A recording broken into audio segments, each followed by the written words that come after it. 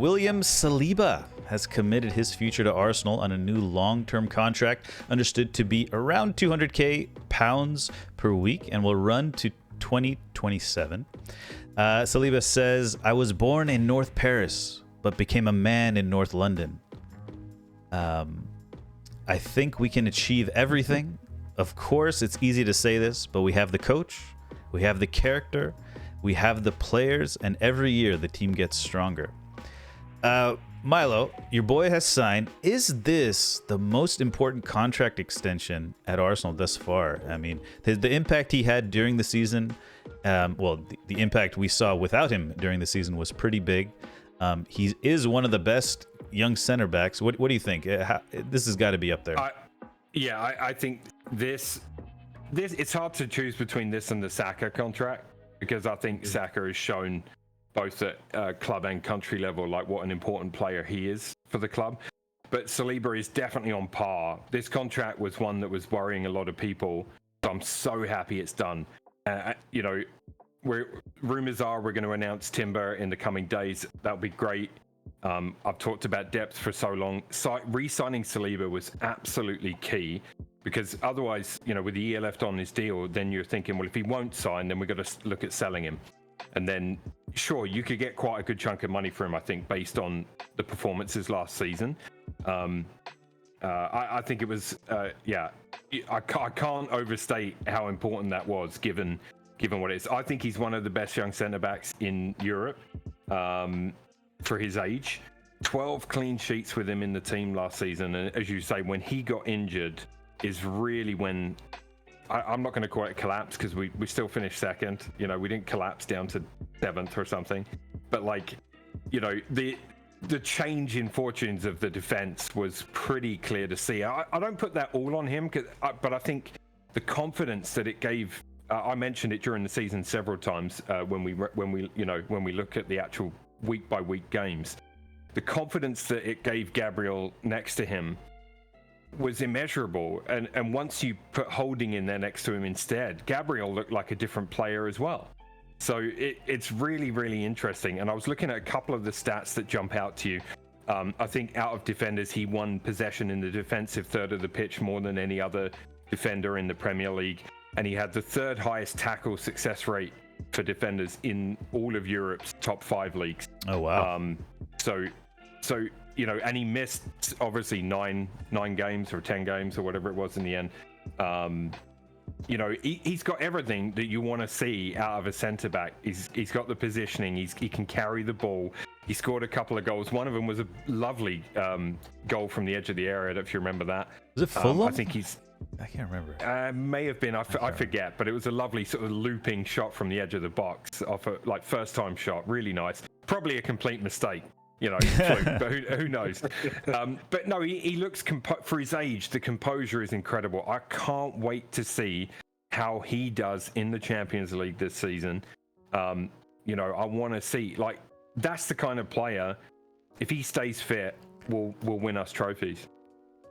Absolutely. I think he had a really, really good disciplinary record as well when he was there. He only missed games because of injury, right? There was no suspensions, I don't think, that he had in the Premier League. I think he was unbelievably mature with his discipline about when to dive into a tackle and when not to, and I think it's a wonderful contract signing for Arsenal.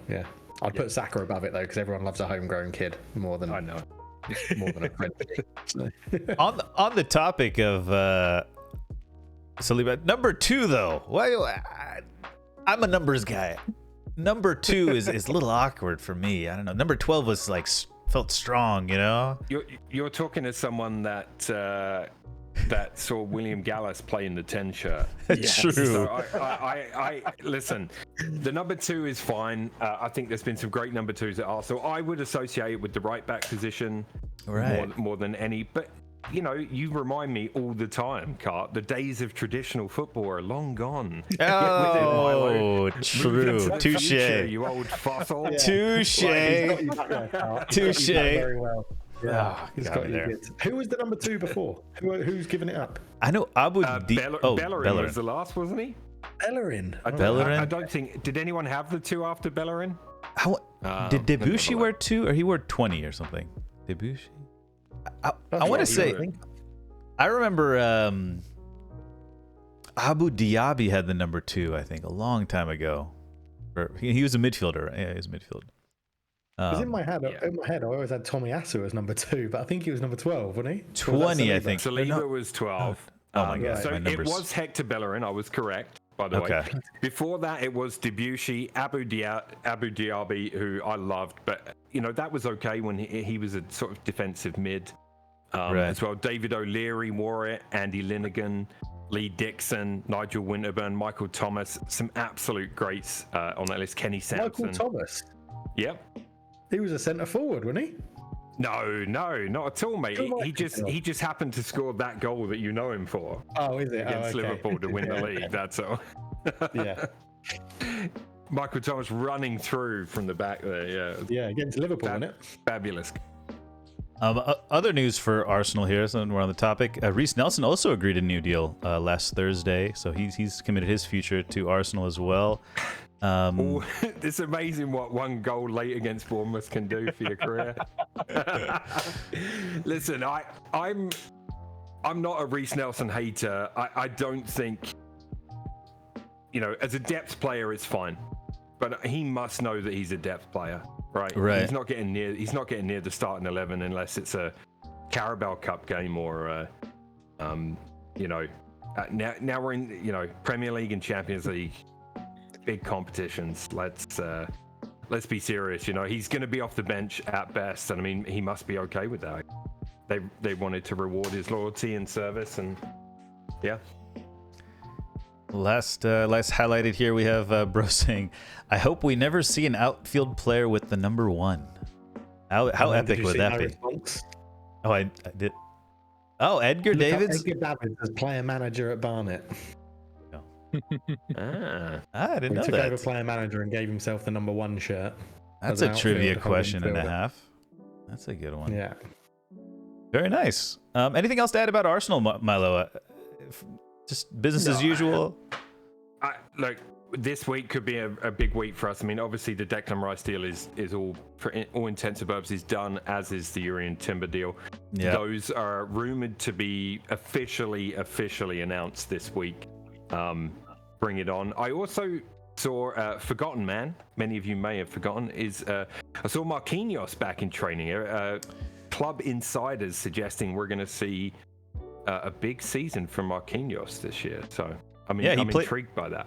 He went to the Brazil Under-20 World Cup. He played. He was playing, I think, left back for them. Quite out of position. He was kind of moved around in that competition. But yeah, he's quite raw still. So we'll see what comes of Marquinhos.